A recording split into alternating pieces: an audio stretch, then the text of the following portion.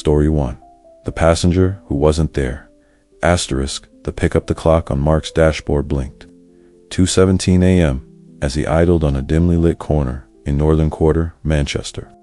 The streets were eerily empty, the usual late-night bustle replaced by a thick silence.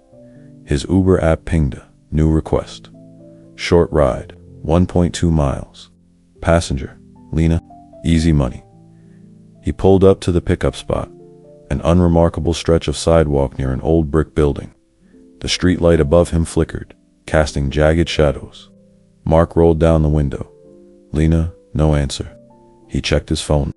App showed her location right beside his car. Then, a soft tap on the rear passenger side window.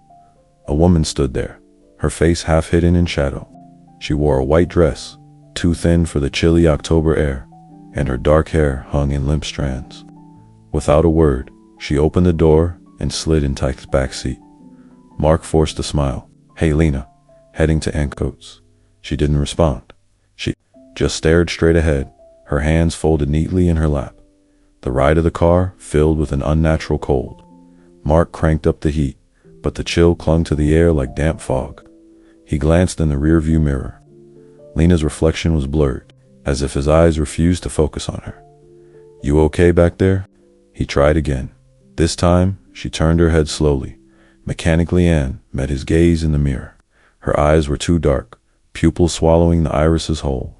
A shiver crawled up Mark's spine. The GPS rerouted suddenly, taking them down. An alleyway Mark didn't recognize. "Weird," he muttered. The app had glitched before, but this felt intentional.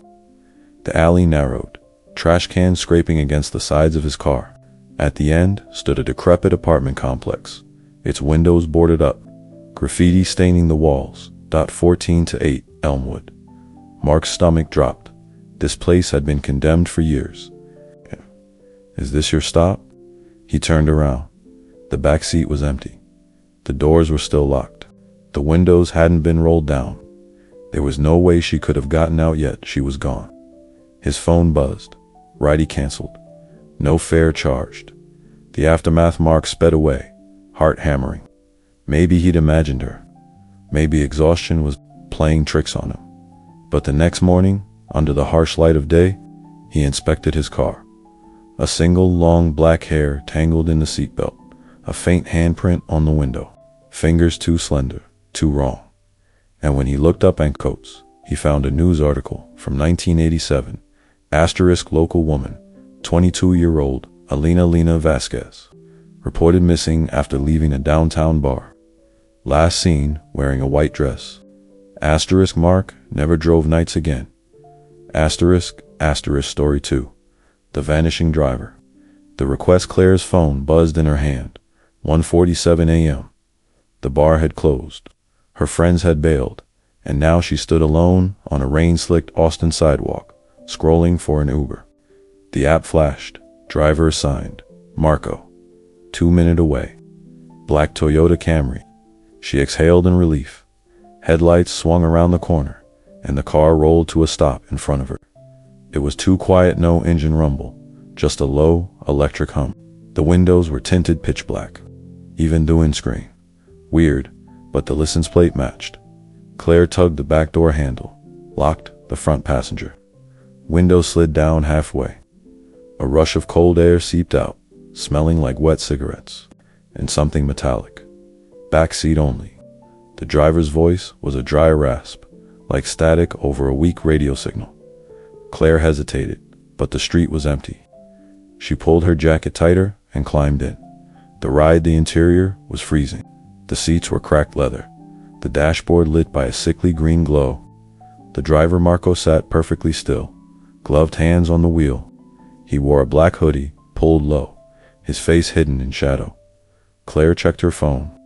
The Uber app showed the trip in progress, but the map was glitching, streets twisting into nonsense. You're going the wrong way," she said. "My apartment's south." No response. Outside, the city melted away. Streetlights grew sparse. The car turned onto an unmarked road, trees crowding in from both sides. Claire's pulse spiked. "Stop. The car. Now."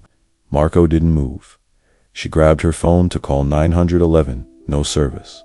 The Uber app, no reds, trip completed. But they were still moving. Faster, the face Claire lunged for the door. Locked, she slammed her palms against the glass. Let me out. The car screeched to a halt in a gravel lot. A rusted sign read, Lakeside Motor Court, a derelict motel. Windows boarded, roof caved in. Claire whipped around. What the hell is Marco turned? His hood fell back, revealing smooth, featureless skin where his face should have been. No eyes, no mouth, just blank dot, Claire screamed. The thing reached for her bang. A fist pounded the window. A flashlight beam cut through the dark. Miss, you okay in there? A police officer stood outside. Claire sobbed, scrambling past the driver's seat. It was empty. No gloves, no hoodie, just a faint imprint on the leather, as if someone had been sitting there. Moments ago, the truth the cop drove her home. Later, Claire learned. The real Marco's car was found abandoned. His body in the trunk, missing for 3 days. The license plate she'd checked. Stolen from his scrapyard. And the Lakeside Motor Court. Burnt down in 1983. But the worst part, when detectives pulled the car's dashcam footage, it showed Claire alone in the back seat, talking to no one. And at the 1:47 mark, a voice whispered through the audio, "You're next." Story 3. The ride that never ended. The last fare of the night. Jake Larson yawned as his Uber app pinged 3:12 a.m. One more ride, he promised himself. The neon glow of Los Angeles blurred outside his windscreen as he accepted the request.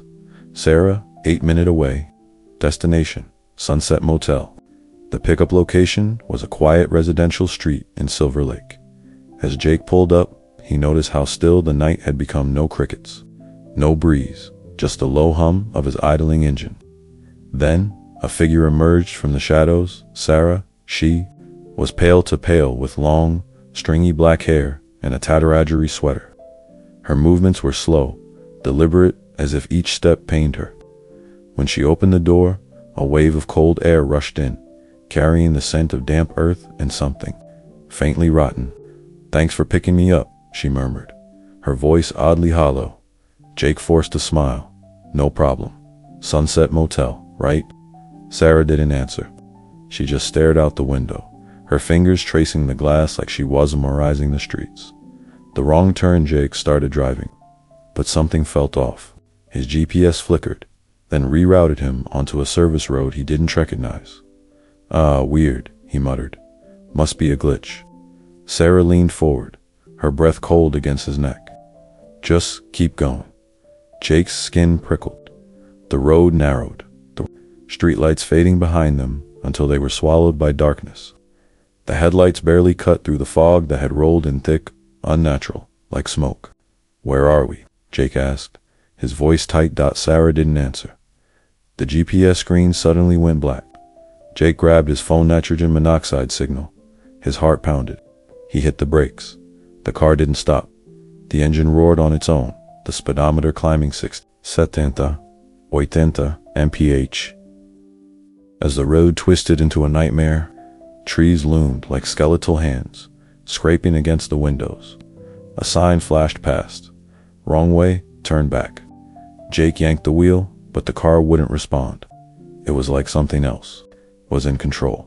Sarah let out a low, guttural laugh. The crash that never happened, just as Jake was sure they'd slam into the trees. The fog parted, drizzling an open stretch of road. The car lurched to a stop. Silence. Jake whipped around. Sarah was gone. The back seat was empty, but the door was still locked. The only sign she'd ever been there was a single, crumpled piece of paper on the seat. Jake grabbed it. It was a boarding pass torn, yellowed with age. Flight 401, Miami to New York. December 29th, 1972. His blood ran cold. He knew that flight, it had crashed. The aftermath. Jake woke up hours later, slumped over his steering wheel, his car parked in the middle of an empty field. His phone was dead. The sun was rising. When he got home, he searched for Flight 401. All 101 passengers had died, including a 22-year-old woman named Sarah Whitmore. And the creepiest part, Survivors of the crash reported ghosts of the flight crew appearing on subsequent flights, repeating their final moments over and over. Jake never drove for Uber again, but sometimes, late at night, his phone still pings with a request from Sarah, and the destination is always the same. Sunset Motel, final thought. Some rides don't end when you get out of the car. Some passengers were never really there at all.